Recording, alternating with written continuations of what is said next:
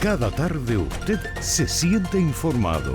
Desde las 6:10, 20 minutos, con el patrocinio de Liuna, local 183. Feel the power. Cuando hay cambios en materia de inmigración, existen dudas. Cuando hay dudas, usted busca respuestas. Y para encontrar esas respuestas, Vilma Filici, Filici Immigration Services, especialista en inmigración, 416-482-1575. Muy buenas tardes, amigos, bienvenidos a 20 minutos, las noticias de Canadá y el mundo en tu idioma en 20 minutos. Yo soy Diana Lora y te traigo las informaciones de este jueves 18 de abril. Iniciamos a nivel nacional.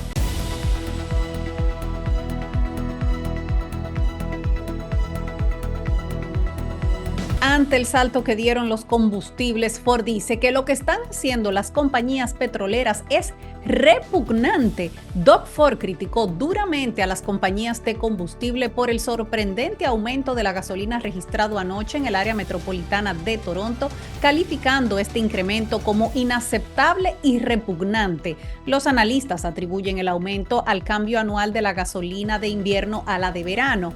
Ese significativo aumento se debe al cambio a las fórmulas de la gasolina de verano, de la cual hay un menor inventario, pero además se requiere que lleve ciertos aditamentos más caros para que la gasolina sea menos volátil en los meses más cálidos. Pero Ford descartó esa explicación considerándola una excusa de las compañías petroleras para explotar a los consumidores. Incluso puso en duda que las compañías estuvieran realmente realizando la transición a la gasolina de verano, inflando así los precios injustamente, y lo consideró como una estafa a los usuarios. Escuchemos cómo lo dijo Ford.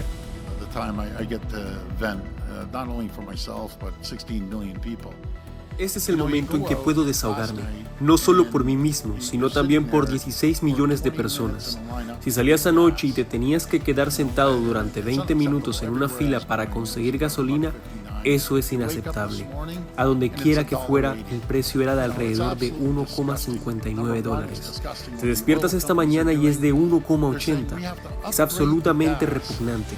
En primer lugar, es repugnante lo que las compañías petroleras están haciendo. Las compañías dicen que es porque tienen que hacer el cambio a la gasolina de verano. ¿Y qué hacen? Vacían todos los tanques de todas las gasolineras, se llevan ese combustible en camiones cisterna para poner la gasolina nueva. Porque yo no he visto esos camiones, o realmente lo que están haciendo es vender la gasolina vieja al precio más alto de la nueva. Yo tengo la opinión de que no es físicamente posible vaciar todas las bombas de gasolina para poner la gasolina fresca. Así que o lo pusieron hace un mes o te están estafando a la gente ahora mismo. Ford siguió argumentando que en otros lugares de Estados Unidos con un clima similar, como es el caso de Chicago y Minnesota, los combustibles siguen con el mismo precio. Además, Ford criticó el impuesto sobre el carbono del gobierno federal que entró en vigor el pasado 1 de abril, atribuyendo a la medida un aumento adicional de 3 céntimos en los precios de la gasolina. Argumentó que el impacto combinado del aumento de los impuestos y de los precios de la gasolina deja a los consumidores en una situación financiera difícil.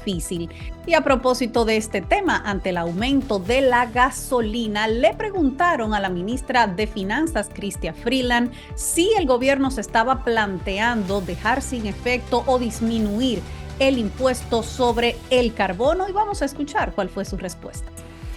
On the price on pollution, 8 out of 10 Canadians in provinces like Ontario. Sobre el precio a la contaminación, 8 de cada 10 canadienses en provincias como Ontario, donde se aplica el impuesto federal, reciben más dinero de lo que pagan. Este año en Ontario a una familia de 4 miembros se le devolverá un poco más de $1,100. Eso es un apoyo significativo. Desde mi punto de vista, hay muchas razones por las cuales necesitamos un plan de acción climática sólido, pero la razón número 1 es porque nuestra economía, los empleos de hoy, los empleos de mañana, dependen de tener un plan. En eso se enfoca nuestro presupuesto, en vivienda, en hacer la vida más asequible, en el crecimiento económico y entregar más a la clase media y a todos, pero en especial a las generaciones más jóvenes, para los hijos de los que estamos aquí.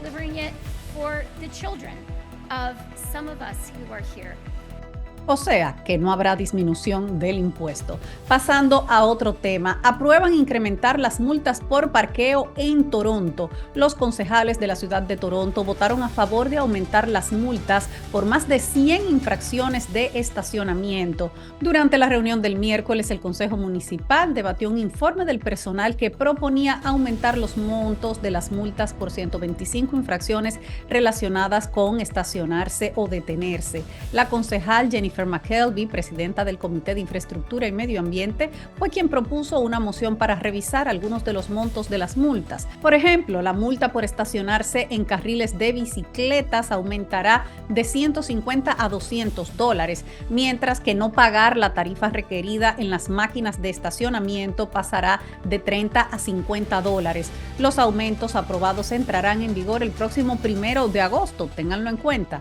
La decisión pretende alinear los importes de las sanciones de Toronto con los de las infracciones similares en otros lugares. Según el informe, estos aumentos no solo promoverán el cumplimiento, sino que también garantizarán que las sanciones reflejen la gravedad de las infracciones, fomentando la coherencia entre categorías. Aunque las proyecciones estiman unos ingresos potenciales de $64 millones sobre la base del volumen de infracciones que se cometieron en el 2023, el personal municipal estima que el aumento real de los ingresos se sitúa entre $40 y $50 millones.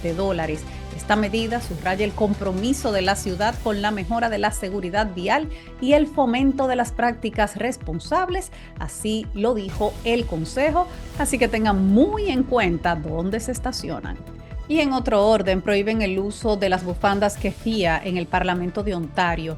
Una moción para revocar la prohibición de la keffiyeh, la bufanda o pañuelo blanca y negra que usan los palestinos y musulmanes en todo el mundo, fracasó en Queen's Park en el día de hoy al no obtener el voto unánime de los legisladores.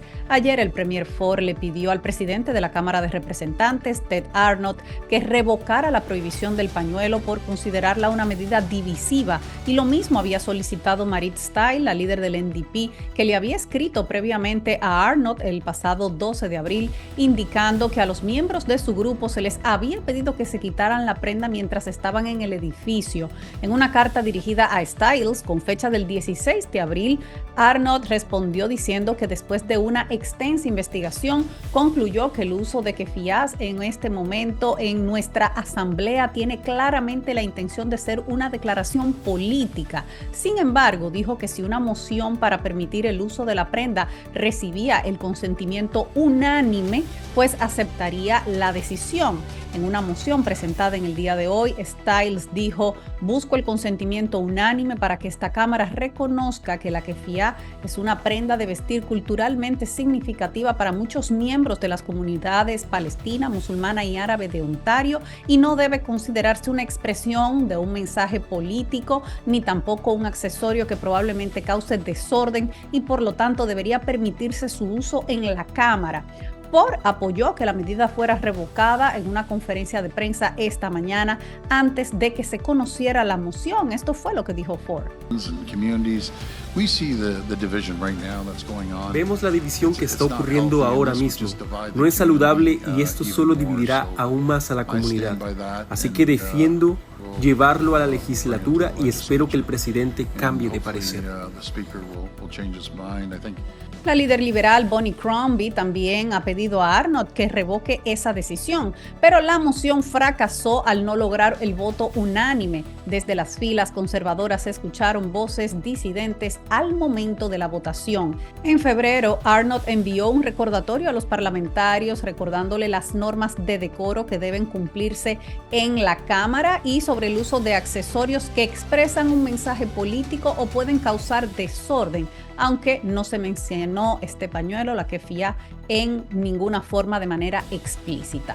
Y en otro orden, piden eliminar el impuesto a las viviendas desocupadas. La Federación Canadiense de Contribuyentes está pidiendo a la ciudad de Toronto que elimine el impuesto a las viviendas desocupadas a raíz de una implementación desastrosa en la que decenas de miles de viviendas recibieron facturas a pesar de que había personas viviendo en ellas. El impuesto a las viviendas desocupadas de Toronto ha sido un completo fiasco, así lo dijo el director de la Federación de Contribuyentes de Ontario, Gay Goldmar, en un comunicado de prensa.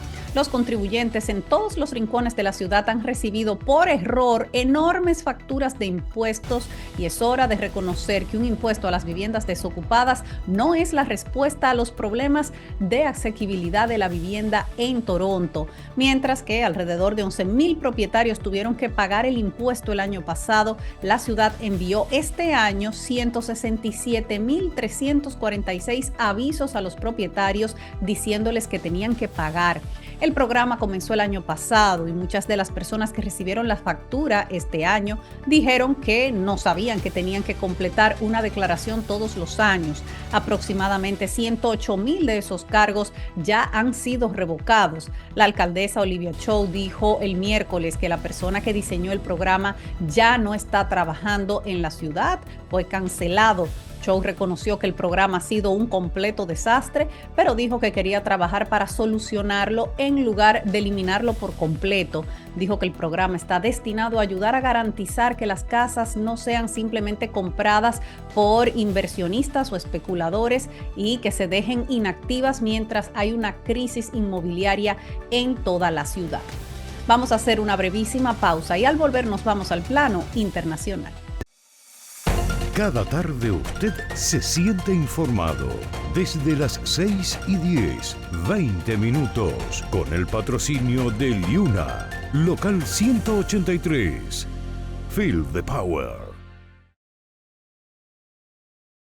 Cuando hay cambios en materia de inmigración, existen dudas. Cuando hay dudas, usted busca respuestas. Y para encontrar esas respuestas, Vilma Filici, Filici Immigration Services, especialista en inmigración, 416-482-1575.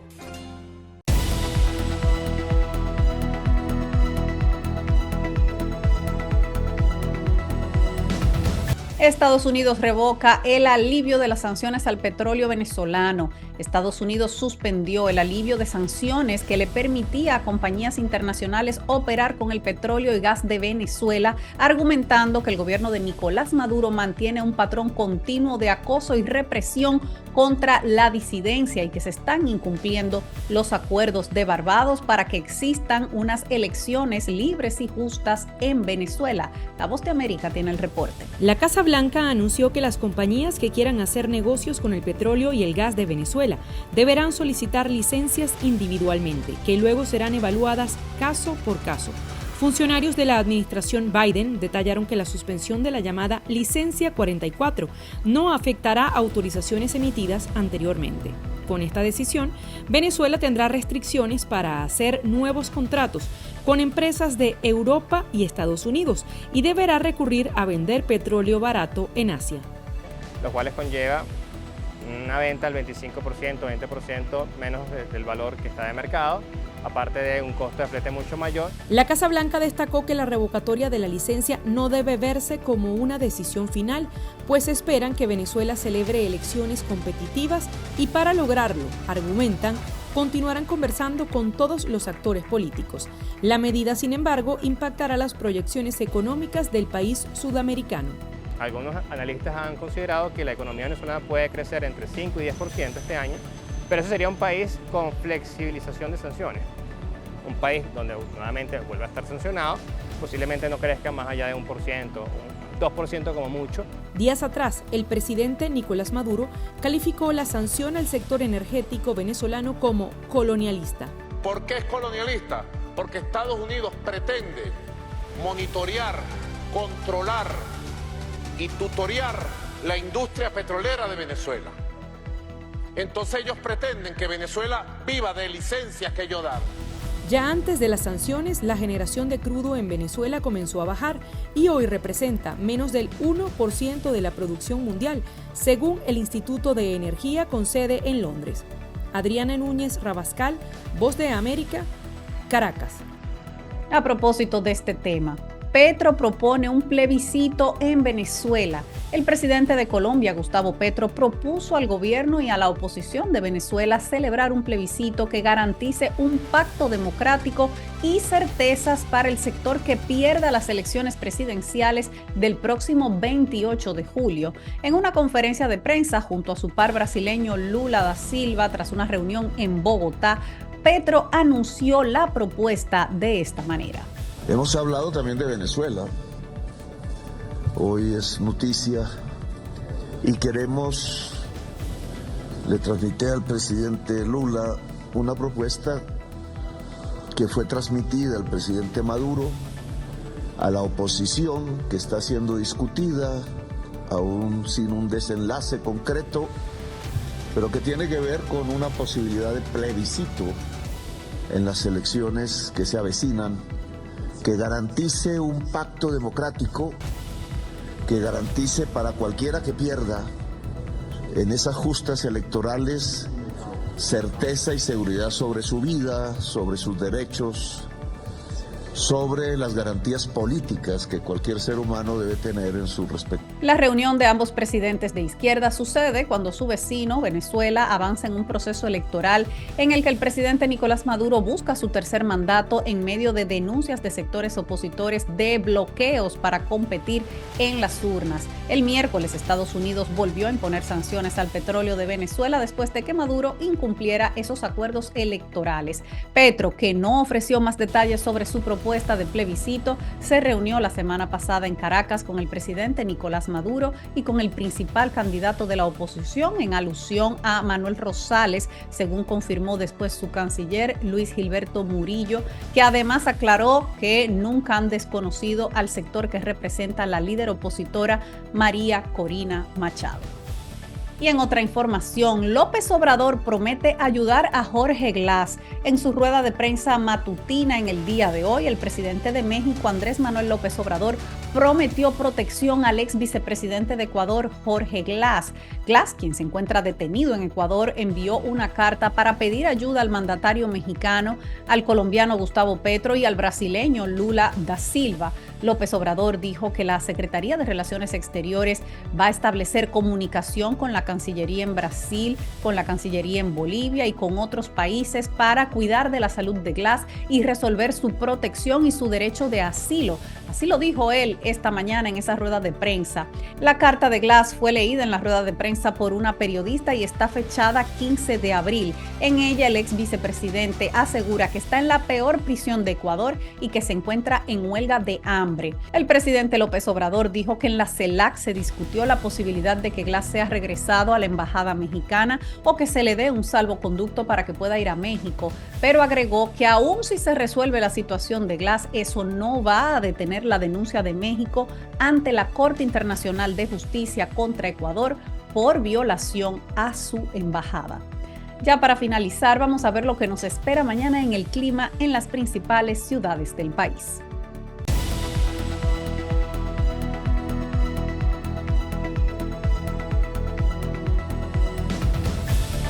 En Toronto continuarán las lluvias y tendremos temperaturas entre 15 y 2 grados. En Ottawa, nublado, también con probabilidades de lluvias y temperaturas entre 14 y 2 grados. Lluvias también pronosticadas en Montreal con temperaturas entre 14 y 5 grados. En Vancouver, hacia el otro lado del país, tendrán buen tiempo, estará soleado con temperaturas entre 16 y 5 grados. Y en Calgary, seminublado con temperaturas entre 2 y menos 8 grados.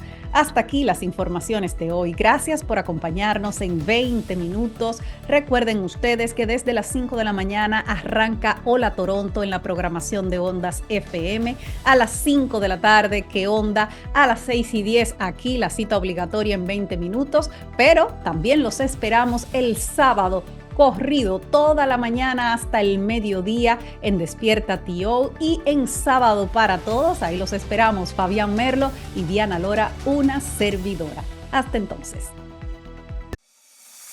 Cada tarde usted se siente informado.